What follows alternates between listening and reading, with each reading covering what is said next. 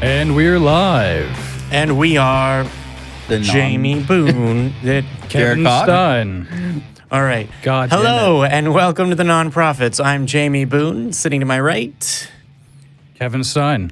And to my left. Derek Hawke. And we are the Non-Prophets. There it is. We nailed it first try. Like first try. Boom. Like professionals with matching shirts. How you doing, Kevin? I'm doing great, actually. It's been a long day, but yeah. I think so. Yeah. How about you? I'm doing good. Oh, sorry. Yeah. Yeah, I'm doing good. Been a busy day. We did some Atheist Vanguard work. Glad to be back. Wasn't expecting that, but hey, I'm always glad to pitch in when I can. Yeah. And spread my what I call my wisdom. Oh, we're glad to have you. Spreading good cheer throughout all the shows you guys. Spreading the wings of Hawke philosophy of over across the land. So, like pestilence. Elephant in the room. We do not have Dennis Lubay this evening. He had some other stuff going on, so he could not make it. He was hanging out with his cool Derek. friend. Yeah, thanks again to Derek Hawke for filling in. Appreciate it. Thank you.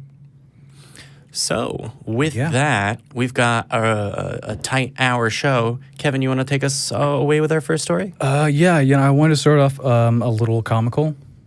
Because excellent. The news is always horrific. So we're going to go with a story that I got from, I want to say this is Friendly Atheist. This is, man uses chainsaw to cut phallus off Maori carving in order to please God. Yeah, self-described. So, what were you going to say? Okay. Presumably he doesn't mean the carving of the Maori god with a penis. He means his Jesus God. No. It was the Maori statue. Well, but is he trying to please Jesus or the Maori statue? Now wait a minute. With a penis. Wait a minute. I want to back up. Are there Jesus statues with his pee-pee? No. It's a Maori. Okay. I'm sure if you Googled it, you could find him. Okay. I don't want to see Jesus' pee-pee. Well, then don't Google it. Yeah. Okay. Yeah. Careful what you Google on the internet. No one's making you. I was going to say, it's not a blasphemy. Well, it probably is to depict Jesus' penis. But anyway, so this Maori carving. Well, he probably is big because he was hung just like this. He was crucified. Crucified. It's going to be one of those days. Yep. Self-described. We do have Derek. Devoted Christian Milton Wainwright says he was doing God's work when he used a chainsaw to lop the phallus off a Maori carving in New Zealand's Mawana Gorge Reserve walking track. Wainwright, a local museum owner, had been a volunteer caretaker on the paths for many years. He claimed that he defaced the statue after he complained that its depiction of the penis. Weird how they're kind of jumping back between before and after. Yeah, they're saying phallus and now they're saying penis. Was obscene and immoral. He had seen children playing near the statue, even touching the phallus. And he had explained that he believed the frank depiction of genitalia promoted sex for pleasure. The existence of genitals clearly means sex is supposed to be good, and that's not my experience. I'm going to get a chainsaw. Well, I mean, I feel like if you think that sex is not meant for pleasure, you've been doing it wrong the whole time. Yeah.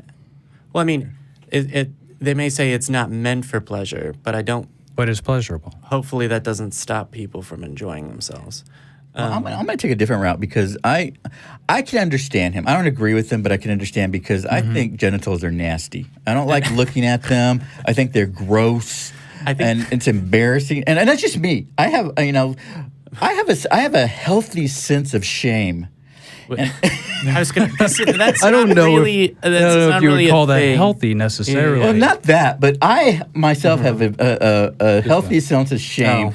Like have you been to that rock store that's right off of I-35? No. It's a really nice No. rock store, but I'm they not have really a in the- section of granite penises and ginas and all the giblets, and it's just gross. And I don't like seeing it, and I'm embarrassed. I'm like with my mom, and you know, and I'm like, and, Why and are you she's holding shopping for rocks with your mom? because it's nature. Okay. All right. But and it's Hey, like if she's everything is standing, nature but the genitalia? huh? The genitalia isn't Genitalia nature? rocks. Well, then, Talk about getting hard, okay. you know. Are the rocks nature or not? Not these because they're fashioned into the penis. And it's like it's really big and thick and hard. And I don't want to see her holding that. That's nasty. So They're quartz. They were pink too. I thought, okay. Anyway, You said they were granite. but the skull ones are cool. I like those. The skull. Okay. That's not nasty. The skull bone is not nasty. The thing that people don't regularly see in their day-to-day lives or whatever. Yeah, that's obscene. Yeah, but the thing But that about half the population-ish, I don't actually know how many people have penises. But in all seriousness, I have always been kind of reserved when it comes to sex. You know, actually, me acting out on my sexual desires, I've been very shy about that. And whether it comes from a very strict Christian upbringing, probably. Yeah. But again, you know, and I've always, I still use this phrase as something of a joke and humorous, but the healthy sense of shame, that's an indoctrination that I've yet to shake. I can tell because you're calling it healthy. Yeah, I was gonna say. Yeah, I was gonna say it's shame. Not really a great one. It's like the problem with these people is they don't have enough shame in their life. Yeah. They need to be shameful, Yeah. and that is Cut the a shame. indoctrination that I've carried on and still struggle with, especially when you have very pro-sexual attitudes, especially in this community. Well, yeah. I was gonna say, are you trying to tell some tales here, son? No, I'm not trying to. Well, anything there's because they're a nasty. spectrum of Of sex. there is a level of shamelessness that you can see with the president, for instance. Yeah. Well, a couple of months back, we and Jamie and the Pride Committee, we had a discussion, you know, whereas we talked about my feelings with Pride and some of the goings on there that seemed very sexualized, and I was always been uncomfortable with that. Even showing my own sexuality and sexual desires has always been something that I've always, you know, nobody would know that I was attracted to them because I was too embarrassed to show, nor was I confident enough to share that with anybody because it's something that I kept to myself, and I'm still struggling with it, you know, whereas I find it very difficult for me to go, I think that person is attractive. I want to get nasty with that person, but my nasty is very. That's a shelf, but Yeah, and I'm talking about the little koala. Okay, I was gonna say I'm here to help you out here, but no. So that's sort of in my mind the part of the purpose that Pride still serves, right? Is, you know, one, we're here, but two, you know, we're queer and get used to it. But it's also like you can be comfortable in who you are. Yeah. So overdoing it that day and just going, you know, full rainbow feather boa queen, etc. Yeah. And like makes I said, every other day feel like and like I said, I have no problem with it, but there's a comfort level that a crossing of boundaries that I'm still working on. Yeah. And that's why the whole straight pride thing. That's one of the reasons why straight pride doesn't make any sense. Yeah. You know, I'm in no way held back by society by being straight. You know, there's no reason for me to flaunt. Oh, look how proudly straight I am. It's fucking stupid. Yeah. Just gonna say that's just, you know, I think everyone can get one of those, and it's called a wedding, and it's about you know, me and this particular person, but no one's saying no. There isn't a mainstream, you know, straight people you should stop, straighten it up or whatever. Yeah. Not only have I never been oppressed because of you know, my straightness. Straightness, but I also you know, get to enjoy a lot of privileges just based on that fact. So it's not something that you get to get away with that outfit. Like, oh, I've never overcome all these things, and that's why I have so much straight pride. It just doesn't work. Why do you think these people fear the vagina and the penis? What? I mean, sorry. I was never When you- brought up that way. So I don't know how to really like wrap my head around that kind of sexual repression. When you say these people, do you mean the penis What do you chainsaws? mean these people? What do you mean these people? Yeah. Or do you mean straight pride? The religious. That's a very broad category. Do you mean like In the general, evangelical bent in the United States? Yeah, let's start with that. Yeah. Or the like Because you notice people talk about how they're sexually more liberated, say, in Europe as opposed to America. So let's talk about the American culture. It's got like a way more repressive Uptight. How many hours is this show? Well, it's the continuation of like a cultural tradition from the Second Great Awakening, where everyone was fire and brimstone, and this is the right way to be. And I remember a couple of years back I was watching, and this is back in when I was less educated, but it was on one of the Survivor seasons. And there was a girl who was dressing in just bikinis, and one of the other guys, the evil guy in the tribe, was angry. The evil guy, okay. He was angry at her because of what she was wearing was tempting him. And he was, of course, Christian, Firestorm. And I was like, first of all, that's stupid and insulting and misogynist. And like, so it... Oh, God. The in idea, his defense, if hang you're on an island where people are always watching you with cameras, I can understand how a person might feel sexually frustrated and unable to wank or whatever. But blame it on her? Yeah, no, that's the part that's wrong. It's like someone else's existence, Her body was causing temptation for him, therefore he wanted to vote her off. That's just pathetic. I was gonna say that's why I don't watch that anymore. Okay. That one, did he win that season? You know what? I think he came back a couple times. I feel like well. I need to reel us back in. Yeah, reel us back into the chainsaw penis. Okay. So I didn't mean to cut you off, but Yeah, we're cut off the chainsaw penis. it's like missing a step going down the stairs. You know, Is cutting off. Wait, the conversation Penis it was chainsaws just gonna keep falling. yeah, it's true. It was gonna stumble. So what is his motivation for cutting off the penises? Well, Jesus. I guess we'll get there, but Sorry, Eventually. continue. That was my question, kind of. Yeah. so yeah, I guess he was seeing this statue for weeks, if not months, if not years, and I guess the rage was just building in him until he finally decided to bring a chainsaw out into the wilderness and cut this thing off. You know what I would have recommended it? He just install a grinder on his phone. That probably could have worked, yeah. Yeah. So or stop going down that path. But Bless his heart. I was going to say, so remember to send this article to Hector Garcia in case he decides to write a second book. Yeah. So he did complain to multiple people. His complaints were completely ignored by everyone except the mayor, who told him to leave the statue alone. Wainwright has since been fired and sentenced by the New Zealand court, but he continues to maintain that he had God's approval for the statue's defacement, insisting, quote, "I don't see how it can be wrong to make an indecent thing so decent." And there's a quote, "He who doesn't stand for something will fall for anything. I stood for decency in public places." What a jackass. Can I ask a question? It's frustrating Yeah. that like a clever turn of phrase makes people feel like they've thought through the entirety of an idea. Can I ask a question? Yeah. What happened to the penis?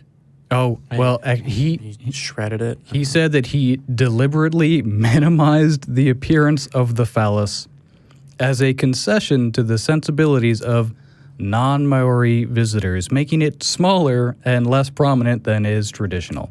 The traditional Maori carvings, which were frequently defaced by Christian missionaries, featured prominent depictions of both phalluses and vulvas. Yeah. So, So he made a baby dick? yeah. He shrunk that so thing down. let me see if I can understand this. He chopped it off with the chainsaw, and then he went in there and resculpted a penis, another penis. No. No, I think he just he made it shaved littler. it down to He size. just lopped off like half or 3/4 of it. I think he was just feeling self-conscious, honestly. I think he was just intimidated by the statue. Or I think I don't know. I'm just saying, I feel you're like saying that was part of penis it. envy. Yeah, So I feel like that was at least part of it. I was going to say, I think there's reasonable doubt about his penis envy. I think he just doesn't like that there was a giant penis on the walking path, and he wanted to get rid of it. Giant being the key word, because that was part of the penis held spiritual energy, and that was part of their mythology. Oh, I was less aware of and penis that's why they would but- purposely make very large penises on the statues. And I think he was just intimidated by it. Well, that's probably a part of it. I think whether it was another another theology's god or not, he probably would have not liked a giant penis. True. But it's probably that it I don't know. You cannot like penises without being dissatisfied with your own. Okay, yeah. I'm just saying- I'm planting my flag here. All right, I Evan, feel like that at straight least played a people part. exist. Yeah. yeah. Well, hey, Can't like penises. What? No. It is possible for a person who is perfectly satisfied with their own penis to not like giant depictions of penises in public spaces, I think. Well, yes, but this was a hiking trail that was specifically, it was part of public property that was meant to teach visitors to the area about the local culture. I agree. I mean, I'm not justifying his action. I'm just saying we can't So necessarily you're saying that assign the his statue motive. did not have a healthy sense of shame? It did not. Okay. Well, at least not according It was to out there. him. Yeah, well, it's not... But I I feel like the religious context, freedom allows them to put whatever they want on the statue. Now, where are the birds going to land? I feel like the context matters here, though. The context here matters, yes? Yeah. We're moving right along from bird penises. Or Well, I'm concerned about my fellow brethren fowl. You're, God damn you're- it. it's just your last name, bruh. You can't fly. The point is, I can perch. The point is, Yeah. as you were saying, Kevin. the point is cut in half at this point, because this guy was insecure. That's what I'm saying. I second that. I don't know. I think he just is a Jesus. Well, yeah. And the ruling from the court of the non-prophets is 2-1. Yeah. Well, this also speaks to a lot of Christian privilege, too, because he felt that, he was God ordained and allowed to deface this statue that is a representation of a different religion than his own. Mm-hmm. And Well, you see similar stories. That religion doesn't matter because it's not mine. You see similar stories of in Midwest America where people are doing that to pagan type of. I think there was she got arrested. I think it was for the satanic monument. Well, basically, there was a pagan type or satanic monument that was put up, and she defaced it, saying that Jesus, religion. Oh yeah. Christian can deface any other religion's monument or deface their church in any way or their gravestones in any way. It's a blip on the radar. But if anything happens to a Christian church or monument or whatever, it's going to be, it's going to be front page. Yeah, they're going to talk about it on Fox for the entire week at least. Or One America News. Oh boy, if you want to have nightmares. It's Fox on steroids. It's Fox on Jesus roids. Jesus roids. I watched less than half an hour of that on the way back from one of our conventions, and I was like, wow, I didn't know that all of the Muslims in the world were trying to kill all of Christian Western civilization Jesus. How could you not know that, Jamie? I hadn't been watching Propaganda News 1 or whatever it is. Because you're a sheep.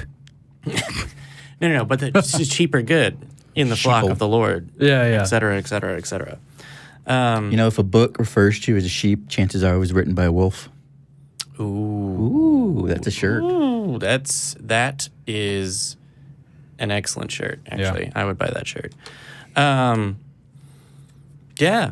So, that was that was a penis. I thought that would be kind of a funny thing to start the show with. I think you were right. Yeah. Let's see. Do we want to move on to and now that we've something had that you've got or and now that we've had a good story, let's talk about abortion. So in America, Kevin, positive light destroyed. Oh man. You were setting up for a happy show, and I aborted it. So, the brother-in-law of presidential candidate Mayor Pete Buttigieg. His brother-in-law's name is Ryan Gleesman. I'm pretty sure it's Ryan. It's Ryan with an H. I don't know if that makes like a weird sound. Ryan Gleesman, who's an evangelical pastor in Michigan. Yeah, that's right. There are evangelicals in the Midwest. Just, FYI. Basically, he went on the Tucker Carlson show tonight and said that Buttigieg should read from Scripture to better appreciate how each life is made in God's image.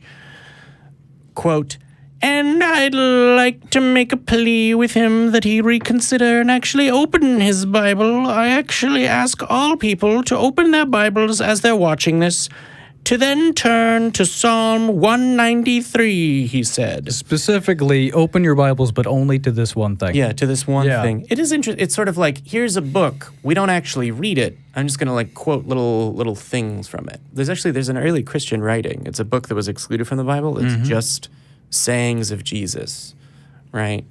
And it's interesting because there's scholars that are like, why would people want just a collection of sayings of Jesus instead of a story?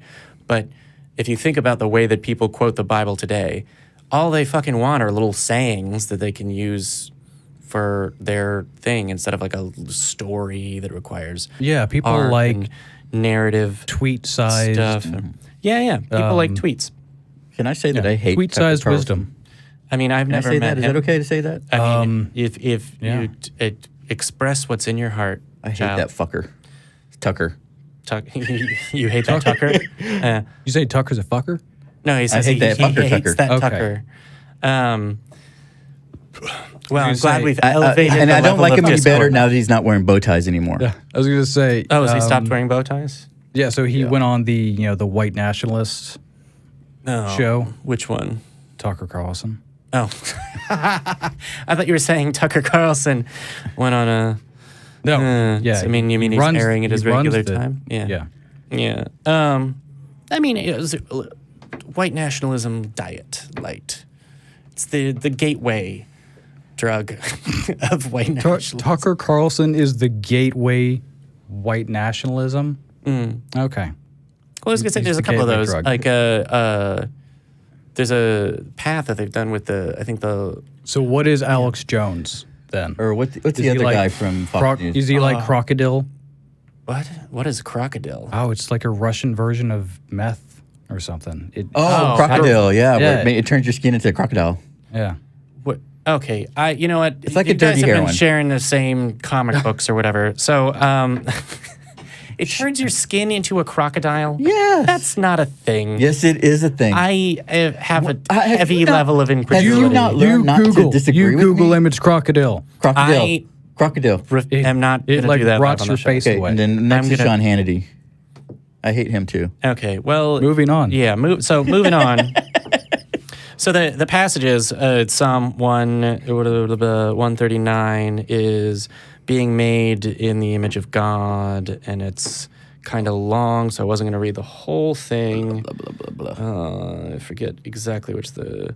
Yeah, it's I've known you, blah, blah, blah, blah, blah, blah, blah, blah, blah. So, You're beautiful. essentially, you are beautiful, yeah. and Jesus owns you. Essentially, he cherry picked one verse that backed up his I preconception. mean, in his defense, it's a commonly cherry picked. It's the standard cherry to go to. That's Is some that a- Cherry Garcia of If you're going to get abortion your is cherry bad. popped in Psalms, this is the cherry to get popped. Actually, I think that's Fuck. in Psalms. It's Valley of the Shadow of Death. That's the best song in the album. I thought it's the think. one from Pulp Fiction. No, that's not. That one's not a real one. It is for me. It's from Ezekiel. That is what changed he my- quotes, that changed not my life. Psalms. That would okay. We're gonna deconstruct your Tarantino religion at a later date. Okay, that Bible verse is the most badass verse in the whole entire book. Whether it's All right, there so or not, we're gonna- it does not matter. I believe what I believe. Oh my God. So is hi, it true to welcome. you? It's true to me. Yeah. I usually save my face palms for the other show that I do here. If we have time, can I read that with the little God thing? What? Only if we have time. Maybe. No, what? Maybe. Okay. I'll be quiet then. Okay. All right, I'm going to speak more slowly then.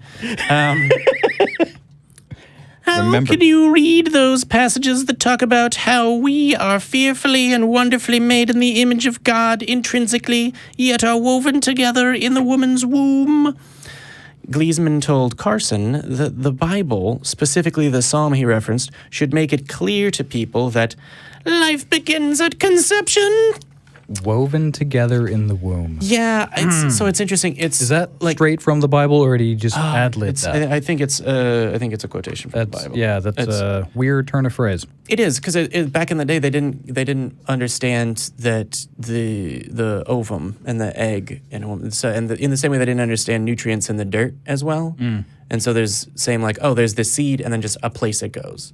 And so that was also the view of like women. That's just like you're human dirt for human plants to grow in. It's amazing how science elevates and informs our view of other human beings.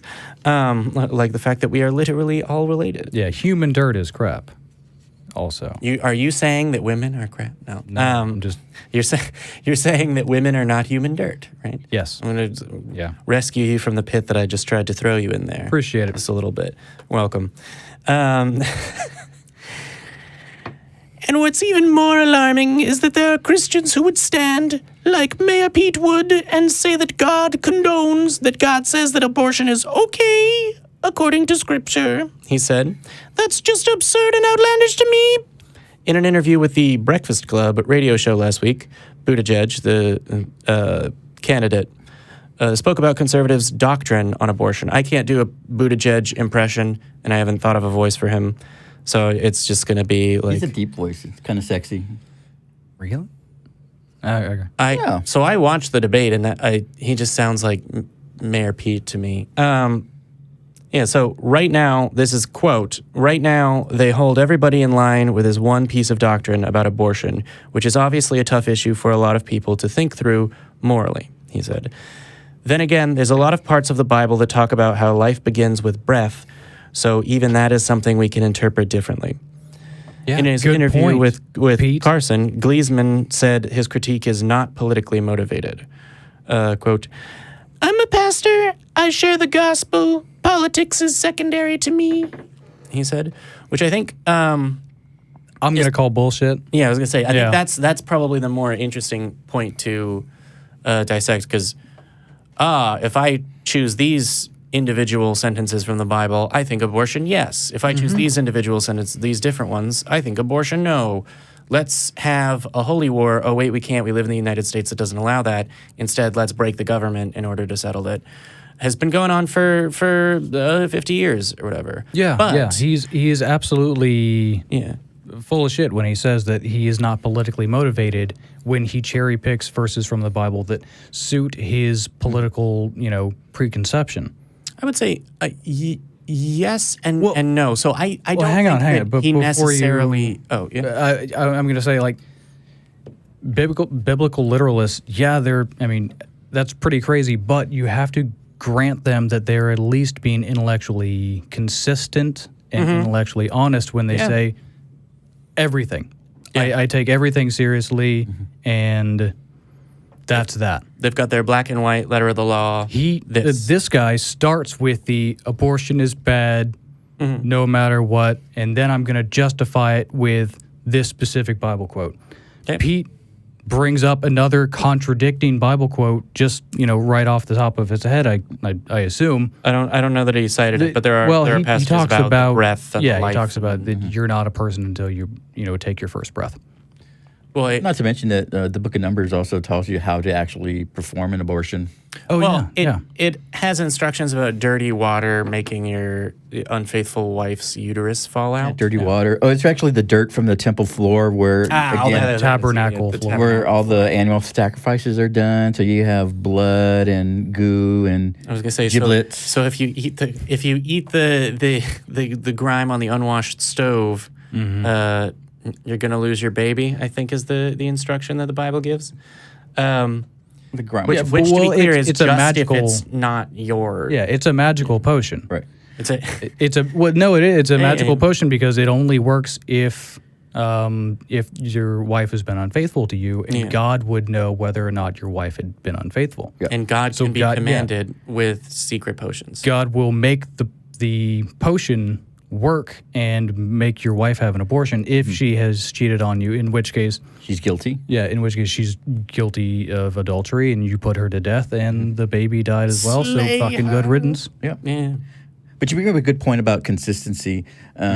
Whereas they recite all these Bible verses that support their belief, and when you bring up verses that are contrary, and you probably have experienced this more than anybody, the response is, "Well, you're just not reading the context, or you don't understand the yeah. Bible, or you can't understand the Bible, or you refuse to understand Or the Bible." what you say about the Bible doesn't count because you believe differently than I. Oh, Which yeah. is, oh, well, let me have an ad hominem excuse. Literally, your words don't count because you said them. Yep. Excuse so that I don't have to think about the actual topic of the conversation. The Bible's Yeah. a really interesting little animal in that I can remember reading it at least 27 to 30 times as a believer, as a child. It's one of the probably the best thing my father ever made me do was read the Bible, because of course that's the pathway to atheism. But the first time I read it as a non-believer and as an atheist, what do you want to call it,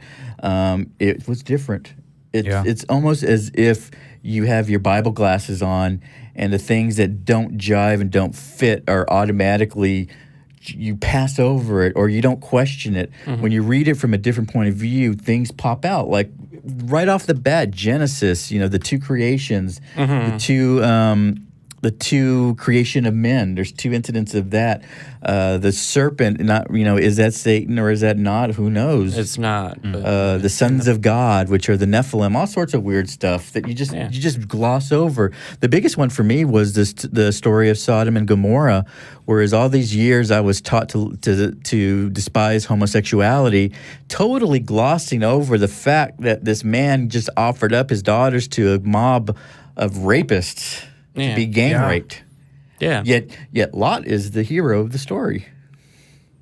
That's some old bullshit. Any modern objective reading of that, he's obviously the bad guy. Yeah. Yeah. Oh, and also the rapists. Yeah. Well, so there's something interesting in the scripture, because the words used to describe the desire of the townspeople or whatever, To know them. There's some debate about whether that is the same word used when it's rape versus when it's like consensual.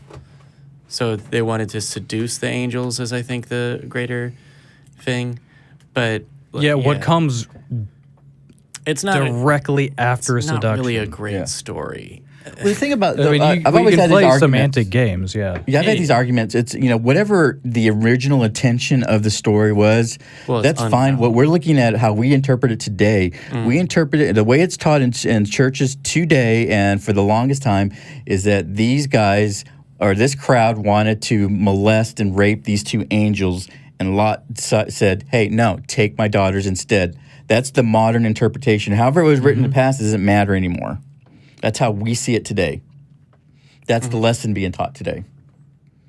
Yeah, and I guess just to cycle back to what we were saying before, what I was saying was that guy, he very clearly started with his conclusion and then used the Bible to justify it. Yeah. So when he says, "Oh, I'm saying this, and it's not from I am a Republican second and a pastor first," well, that's not what you're showing the rest of us. You might think that in your head, but that's not how you're acting. Yeah. You're that maybe in principle, but not in practice. So I'm actually, I think I'm going to take a slightly different view of that, right? Like, I know how rarely we have like a disagreement on this show, but I don't think in terms of, well, my moral conclusions are X, and I think the law should be X. I don't really think it's possible for the way he's saying, like, oh, this isn't politics, it's religion. Like, well, you're talking about what a government should do. I don't think he's trying to do that. It's just I don't think that he can see a meaningful distinction, right? Like I think he has this issue, which is what I would describe as, politics, or at least a view of government. Yeah. And he's saying like, oh, well, it's devoid of politics, which I think he means whether the Republican part, I think it's a value that he holds regardless of whether the Republican Party or the Democratic Party wants it. Like he just wants the end of abortion. Yeah, and I will grant him that he doesn't see that there is a distinction between, again, his personal view. Yeah, his personal view, the way that he actually. God damn it! I lost the way that I phrased it earlier, but I mean, you get my point, though. Yeah, I think I get your point, which is that like he thinks that it as an action in principle versus in practice. Is what I said. Is something that shouldn't happen. Yeah, but he also thinks that it shouldn't be supported in law because the Bible, and is trying to say that isn't political. And it's like when you talk about the law, you are going political. Yeah, and I will grant him that he doesn't realize that because he hasn't analyzed it very much. Yeah. I mean, he's probably not holding this position maliciously. He's just been duped. Yeah. I will grant him that. I will say, you know what? He's not an asshole. He's just an idiot. You think he's just playing to his constituents? He's the this pastor. guy specifically was just a pastor rather than being elected. Yeah. I mean, that's a it was different Buttigieg's brother-in-law. Yeah. Okay, I see. Which is interesting that his brother-in-law is a pastor, his brother-in-law's brother is married to another man, right? Like, that's a weird turn of phrase, but it's sort of like evangelical pastors don't usually truck with gay that's probably siblings. It's probably very embarrassing for him with his congregation and the group of friends that he hangs out with. I would assume so. But yeah, I think there's something also to be said just about people that think of religion first and go, well, politics is separate to me, which is, I think, part of the problem that we're in is people don't go, oh, okay, there's a difference between religious view and political view, and just because this is in accordance with my religious view, it applies everywhere, even in the law. There's there isn't that distinction whatsoever. And so he's trying to say, oh, it's not about politics, but I think that's just because he doesn't think about politics as politics, is what I'm saying. Yeah. So essentially, Mayor Pete's brother-in-law is saying, hey, your stance on abortion is wrong because you're realizing that there is some ambiguity in the Bible and going off of a more secular moral compass. And I am saying, no, you need to cherry-pick Bible quotes to conform with my moral conceptions. Yeah. Well, I mean, in his defense, Mayor Pete's Bibling back at him. Well, I mean, true. But that's what happens when you play around in this field. Bibling at each other? That's why you don't grant them that, oh, yeah, sure. So all this horse shit is true, but you're just interpreting it wrong. Yeah. Because the end goal is what is the stated end goal, sort of. Yeah, it's what's messy. Closest to the Bible rather than what is the actual effect on human beings. And I sort of think, skip the Bible part. It's messy and convoluted, and it's all a bunch of crap. And we learn more than the Bible. So. Yeah. So with that, let's abort whatever else we had to say. So I have a absolutely horrific story here, and this is actually from Fox News. Oh, wow! I wouldn't have expected that. Yeah. Church leaders charged with using homeless people as forced labor. Can we? Okay. Go on. So a dozen leaders of California-based Imperial Valley Ministries, or IVM, are accused of using dozens of mostly homeless people as forced labor, making them surrender their government benefits and panhandle up to 9 hours a day, 6 days a week, so the leaders could reap the financial benefit. What? What? Yeah. I'm speechless. Oh, it gets worse. I was expecting they've housed homeless people and then decided, oh, you work for the church now, build stuff. As opposed to I know. oh, no, you humans exist so that you can get the church money.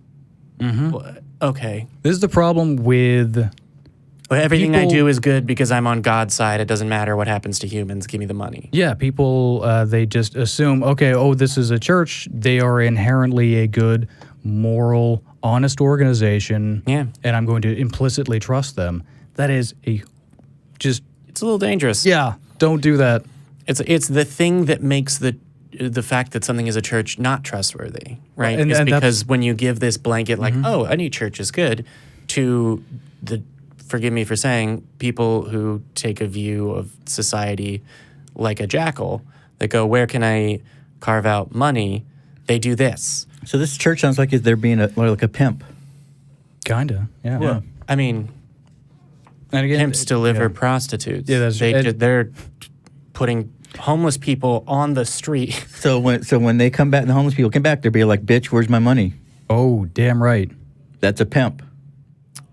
I mean, Bitch, you better have my money through Better have rain, my sleet, or money. snow. Yeah, how much money did you That's pimp of panhandle the for year. me today? Pimp of the year. well, I mean, sure, but I'm missing the pimp rather than just the like oppressive. The pimp sends slave out voting. whatever. They're not slave, but sends out their Johns to do the work, whether They're it be pimps. sexual. They're pimping them, yeah. and they confiscate all the money as well. So that's kind of the connection I was making. Well, the thing is, sex work is totally fine, but exploiting sex workers is not. Yeah, my focus is on the exploitation. Yeah. Yeah, but that's what I'm talking about, the exploitation. Yeah. And just to make the point that I was going to in just a minute ago is, this implicit trust is that's how a lot of these predators, they are drawn to religious institutions because they know that they are given Authority. authority and status that they do not deserve in any way, shape, or form, and they can abuse that authority to abuse others. Yeah. And if you always tell someone, and society always says what a church does is good and will never be questioned, it gives temptation free reign in the house of God. So were they that's housing bad. these people? They actually were. Okay. And, Okay, and yeah. I'll get that Yeah. on like the second page. The defendants, including an ex-pastor, Victor Gonzalez, are charged with forced labor, conspiracy, document servitude, and benefits fraud. The church leaders were accused of scamming victims into rehabilitation homes, forcing them to hand over their welfare benefits, and later holding them against their will by confiscating identification cards, driver's licenses, passports, and immigration papers. But they're men of God, Kevin. Oh, yeah. But they're men of God. They just need our prayers and forgiveness. Unlike And- those families that come across the border and he's- break a law, rule of law there, but he- not for church. But they repented.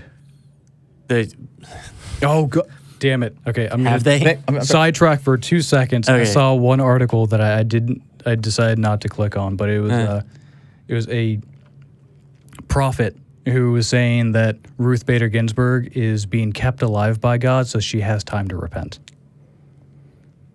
Well, bless her heart. Good for her. Okay, I mean, of all of the things that you're like, oh, it's a miracle. She battles cancer and then is back on the thing 2 weeks later or whatever. But no, God's keeping her alive so she can apologize for being a good person. So the okay. Yeah. So the IVM, that's the church, operates a non-denominational church in El Centro and is said to have some 30 church affiliates throughout the U.S. and Mexico, with locations including Los Angeles, Las Vegas, and Phoenix. Victims were recruited from as far away as Texas, allegedly lured with the promise of shelter and free food. The defendants allegedly told the victims they would eventually be able to return home because the church would help provide resources.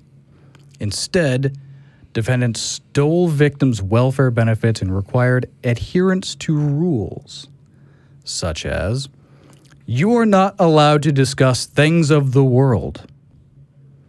The What? only things of the world. Okay. Can you maybe, you were kind of, you grew up religious and I didn't. Can you parse that out for things for of the me world. and Yeah, maybe some of the yeah. viewers that did not grow up religiously indoctrinated. It means evil. When I first came back from the military, my first time on leave, and I saw my dad, which I hadn't seen for a while.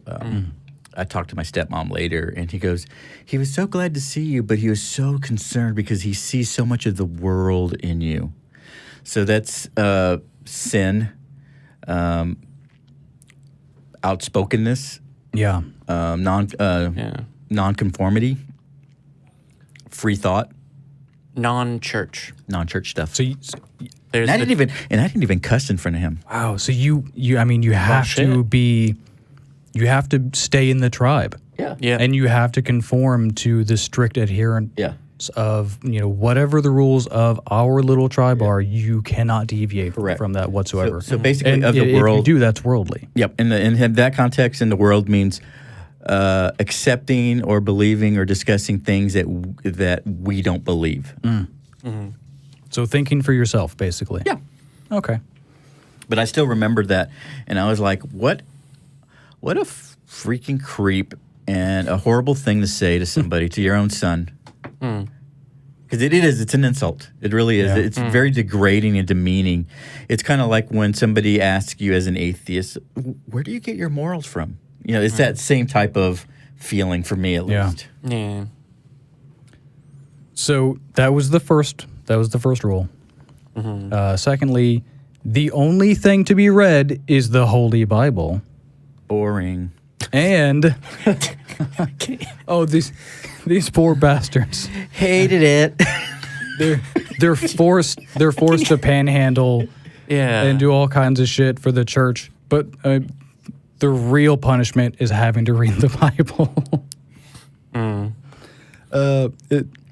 And lastly, if any of these rules were broken, there will be discipline. That's not ominous at all. No. I mean, the Bible is notoriously lenient when it describes punishment for not churching correctly. It's under almost always Bible death, town. right? Yeah. Yeah. That's the Bible quiz show. God prescribes punishment. Speed round. What is the punishment for that? Death. What is the punishment Damn for? it, you beat me. Punishment for XYZ. Death? Punishment for YZX. Death. You're too slow. ABC. You're too slow on the I'm buzzer. trying. No, I was wandering. Is there any other punishments that the Bible unleashes aside from death? Exile. Or exile? Okay. Exile Okay. from the tribe. So we got exile, we got death, we have eternal burning. Did they do whippings or anything? I thought you were going to say whippets. Whipping? Did they do whippets? Do you get whippings? They raced whippets, I think. Stoning? in tracks. Oh, That's death. But that's death. death. You can't stone just to hurt. I'm going to stone you enough just so you know that I meant business. I work with kids, Yeah. so I see them throw rocks at each other just to hurt. But they don't do lashes? I know they talk they've about done- sparing a rod. Well, no. I mean, spare the rod, spoil the child's not a direct quote. It's Yeah. just like a thing that people added on to withhold 'Cause not the- correction from a child. Because the Christians love whooping their kids. Yeah, well, it's So where does that come from? I mean, is that biblical? there's spare not correction from a child. Give him a little whap. So correction can be interpreted as a whack. It's the What's the Hebrew designed for to- whack? Whack-a-mole. Yeah, Jamie. I don't know. My Hebrew translations are whack, bro. But it's recognize, homie. It's corporal punishment is the only way I've heard that interpreted. Did you say that this is an hour show this time? Yeah. So Okay. we're closing it. All right, let's move I still along. have to be able to read my Ezekiel. Okay, let's move on because I've got a little bit more, and it gets worse. Oh, The church claimed to, quote, restore drug addicts at its group homes and raise money for IVM so it could open more churches and continue its mission in other cities. But many of the victims didn't even require rehabilitation. but they are broken children of God, so they require whatever the church is going Are to these- dang give them. Are these assholes in jail? I believe they've been charged with I think it hasn't gone through yet. So these victims, again, many of them who were not even addicts, but were treated as addicts and forced into these group homes, they were locked in and the windows were nailed shut According to an incident in one case, a 17-year-old broke through the window to escape for help. Am I forgetting? Churches don't have to follow fire codes, do they? Because it seems like nailing shut windows. That's the thing that's crossing the line for you. Well, I mean, that's not. I just mean like every aspect of this. You violated the fire code. I don't mean that. More than let's forcibly imprison people against their will in the church basement so that we can send them out to panhandle for the church. I took a class on building codes, and it was the most boring thing I've ever done. And yes, the churches have to abide by fire codes. I was going to say I have actually asked you if you have your old textbooks because I'm boring. Oh, I might have my building codes, okay. but I don't know. All right. Defendants also took the victims' electronic, their EBT cards, which is their welfare support, and use their SNAP benefits improperly. Giving them to ineligible persons. Ineligible persons, telling the victims not to seek outside employment, according to the indictment. Wow. So, they took their IDs, took their EBT cards, took their SNAP benefits, locked them in, bolted the windows. Nailed. Yeah, nailed the windows, bolted the doors. Jesus. And they're taking everything that these people are, all the money that they get when they're panhandling and everything else, and just taking it for themselves. Yep. But these people are slaves. I mean, there's really no two ways They're about slaves in this world, but they'll be free in the next. I'm sorry, no, it's indentured servitude. Oh, fuck off. There is you're basically indentured no by- difference. Yeah. Well, actually, There are some differences. in this one, they didn't but- borrow money from the church. Yeah. It literally can't be indentured servitude. Yeah. So church leaders allegedly refused to give the EBT cards and personal property back when people in their charge wanted to leave. They coerced victims to stay by threatening to take away their children if they left. Like Jesus. Yeah. Saying that victims wouldn't be provided transportation home, or claiming they had to stay because only God loved them and their families would reject them. What really kills me is that the response to this story is going to be, well, they just didn't have Jesus. This is solution only is one prayer. church. There's only one church. Oh, it's one church, that you're one pointing out. time. It's definitely not a thing that when you give human beings unchecked, unquestioned authority and tell them you're working for God. Don't question that you're working for God, but you're working for God. Was that a Fox News article? Yeah. I'd be interested to look at the comments to see what Fox News that would be watchers interesting. would make of that. Oh, that would be good. Yeah. Yeah. We could have a little bonus comment reading thing. There are rare instances, not many, but there's rare instances where you have the Christian community actually take the right side of the arguments. Let's say with the Westboro Baptist Church. Majority of the Christian community said, no, that's wrong, that's evil, that's bad. Well, I would hope, the and I really would moderates. hope. I'm sorry? The outspoken moderates. Yeah. I would hope that would have that same type of reaction with this type of article. Because, there are the moderates that are vocal and will come out and say, this shit is wrong. As a sociology experiment in the United States, it'd be interesting to post this story and then a sort of hoax version that described the victims in this case as undocumented immigrants, and then compare what the response is. Or say, hey, this is a Muslim church. Yeah. That a did all mosque. this. There would be mosques. burnings. Tell you what, I'll make a deal with you. It's like I'll make a deal with you. I'll follow up to see what those comments are like if you let me read my. I would. If you were to let me read my passage. We're coming up on time, and I've got hang some on. shit to say. Oh, remember the punishment thing? Okay. So, if victims violated any rules, the defendants inflicted punishments, including withholding food. Withholding food. A diabetic woman was allegedly refused medicine or supplies and even food to remedy her low blood sugar. Jesus. She actually escaped. Good. Yeah, I guess that was the most common punishment for, being worldly and reading something other than the Bible, was withholding food and medicine. Mm-hmm. Because men shall not live on bread alone. Or insulin. Yeah. Men shall not live with bread if the church says no.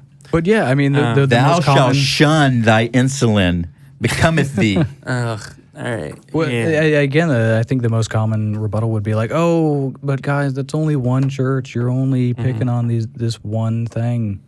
Yeah. Why are you coming at Christians? Yeah. Why don't you people- ever criticize Muslims, huh? Because they'll jihad your ass. What? And they'll come after you and find you. I don't restrain myself from criticizing abuses and practices. It's just that they're here in the United States right now real bad.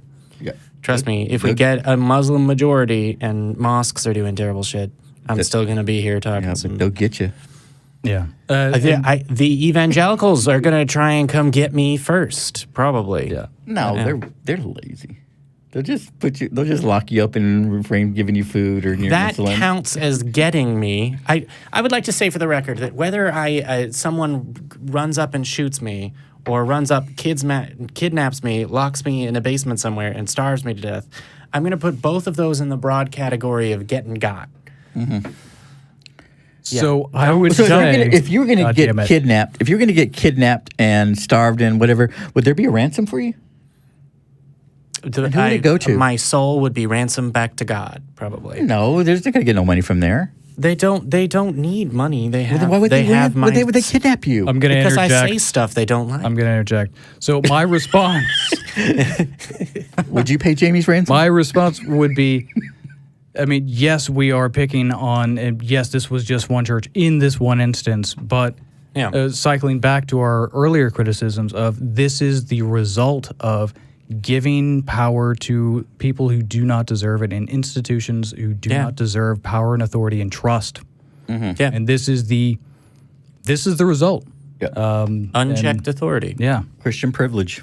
So just because it's this one church, this one time, that is a direct result of this trust that they do not. I was going to deserve. say, additionally, they probably have way more Bible quotes in their, 6-shooter holster of pastorism to defend their running of the church than, I don't know, I would research to try and treat your neighbor as yourself. Well, actually, if you look at the inscriptions, neighbor means other Jews.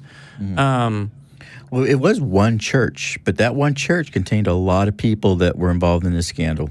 Yeah. True. That But end. again, I mean, that is just a natural result of this kind of system. Yeah. And it draws a certain type of people. Yeah. my main problem with when people do the but it was one church thing is they don't go, oh, it was one church and that church is inexcusable and then nail it. They go, oh, it's one church, further apologetics about actions. It's one Or, priest. oh, you're only talking about human evil. Or, It's like, oh, you're only talking about the human Old evil. Testament. Yeah.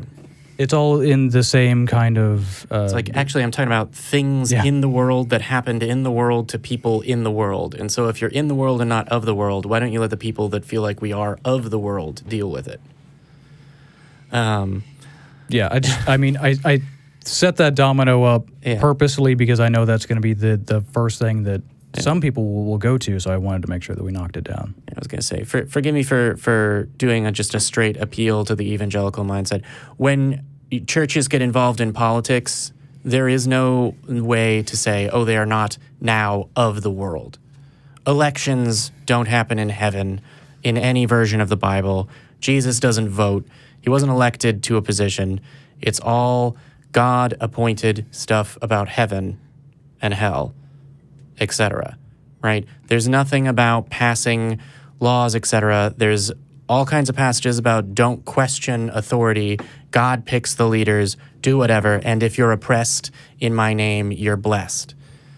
No part of it says form your own fucking government or political party. Just to piggyback off of that, what was the Bible quote that Pence threw out about basically in regards to criticism about locking kids up? Oh, yeah, he threw out a Bible quote of basically obey leaders. Yeah, obey your leaders. So if the government is doing it, then you have to obey and you can't criticize them. Funny how that didn't come out when Obama was president. Yeah, all 8 years, no one ever said, hey, the Bible says you have to obey the government because it's the government. No, people said Jesus wept. Yeah. Again, intellectual consistency. Yeah. Yeah. And let's get our last. Do we want to do our last story? Or do we want to save that? I can save this. What I was gonna. You know what? Let's do it. Some shit that some guy said. It's much less activist. I can't what say I wrote for you. It's not what you wrote for me, but it's also not just a person on the internet. It's a senator. So shit Republican senators say. There you go. Ready to rumble? Let's get ready to rumble. So, a Tennessee Republican. To save America, we must get rid of higher education. This is the common criticism of like, universities breed liberal elites. And it's like, yeah, well, if you move the right wing to something completely regressive that ignores reality, then the places that teach people about what's real don't agree with you. Yeah. But, here, Tennessee State Senator Carrie Roberts, a safe seat Republican who can't tell the difference between the Bible and the Constitution. This is from Hemet Meta. Yeah.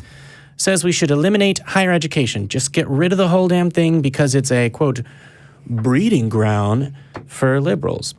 Roberts made the statement on his radio show because, of course, he has a radio show and is also a Tennessee State Senator. Real quick, Look, it's amazing. I do mic talking for a living. Why don't you elect me to a government position based on that qualification alone? Yeah, it's amazing that a senator has time to do his own fucking radio show. Well, I mean, they only work, a third of the year or something? And, well, I guess that's why he has time to do this. I mean, he's praying year round probably. And also, half of the time when they actually are working, they're just fundraising. Well, I mean, they have to be. So because we don't have publicly funded elections. Yeah, I feel like with 1 money minute left in the donors buy show, we all of can't our- really get back to, or with a couple minutes left with campaign finance reform. Yeah, is a complicated topic that I'm not sufficiently informed on, and also I don't have a voice for that. Yeah. So he was ranting about Chrissy Scott, an abortion rights activist, because I'm on theme. Everything's abort today. Who chastised GOP lawmakers for pushing anti-abortion policies without doing all the things that make abortions more avoidable, like preventing pregnancy rather than just changing, Yeah, like, comprehensive sex education and access to contraceptive medications. Instead, literally, children learn about sex form pornography. Right. Yeah, let's shoot down everything that is objectively until the things shown that scare us are burned or banned. Yeah. Everything that decreases the prevalence of abortions, we need to shoot down and only teach abstinence only and just restrict women's rights as much as possible. I'm going to say, you're definitely going to get sound bitten. Someone's just going to clip that part of you just going, we need to destroy sex education. Whereas over here, our good friend from Tennessee was talking about higher education of all kinds. And the quotation goes, if there's like one thing that we can do to save America today, it is to get rid of our institutions of higher education right now and cut the liberal breeding ground off. Good grief. The stupid stuff that our kids are being taught is absolutely ridiculous. And this is a woman who's a product of higher education. She's learned all this stuff that flies in the face of what we stand for as a country. And here we are as legislators paying for this garbage to be taught to our children, and we're not doing anything about it. And all these red states across America, we let it exist, and it's absolutely unbelievable. And this is the price we pay, the murder of over 500,000 innocent lives every year, with people sitting there justifying it to their last breath. I was wondering He what said. voice you were going to go with. Yeah, That's like a combination of Trump and like a California dude, bro. Yeah, it slipped Yeah. into more Trump than I wanted. Yeah. And- Like, yeah. Yeah. Well, and actually, in his defense, it's actually he went too far for his listeners because he's now doing damage control, saying he was joking and it was just hyperbole and he was in a locker room at the time or whatever. Dumbass. Today's word is hyperbole. I didn't actually listen. I just assumed that that's how you pronounce the word hyperbole. Today's word is Hyperbole? Hyperbole. A week ago, I went on a rant on the Kerry Roberts show, calling out higher education as a liberal breeding ground and calling for its elimination. My listeners clearly understood the humor and hyperbole of it. Hyperbole. And that's in a tweet. Yeah, that was in a tweet. He tweeted that, and it's sort of like, they're like, oh, everyone that's smart knew I didn't actually mean that thing. Oh yeah, your listeners. Yeah, those are the The smart emperor people that picked is up. wearing clothes. Like, duh. I actually, oh my god, I watched the video. There was no hyperbole, yeah, none whatsoever. Yeah. Well, it's the thing is that it's a thing but that makes people disagree with me, and how dare you offend my conclusions by disagreeing with me? Say the religious right as they then turn around and rant about snowflakes. Yeah. But Okay, so we're gonna wrap things up with what is this? Is an this a quote? Bible? Yeah, passage? Should this we- is the Bible should we verse. cut it? I've always wanted to say this Oh, in God. character. This is This oh, means God. a lot to me. I'm so glad that you guys are next to me, but I'm going to start with I'm gonna do a content warning I'm right gonna now. make fun of it. Ezekiel 25:17. The path of the righteous man is beset on all sides by the iniquities of the selfish and the tyranny of evil men. Blessed is he who in the name of charity and goodwill shepherds the weak through the valley of darkness, for he is truly his brother's keeper and the finder of lost children.